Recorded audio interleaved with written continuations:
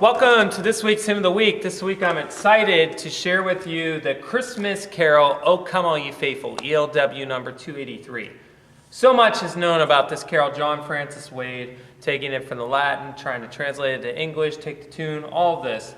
I want to look at it differently this year. And I want to encourage you to think of it as singing O Come All Ye Faithful. Many churches across the world will be singing this as possibly their first carol and for the Christmas Eve worship service. So I want to invite you to think of three different ways. So when you're singing it this Christmas or this Christmas Eve, maybe you could take one of those three and decide to think about that or reflect on it as you sing.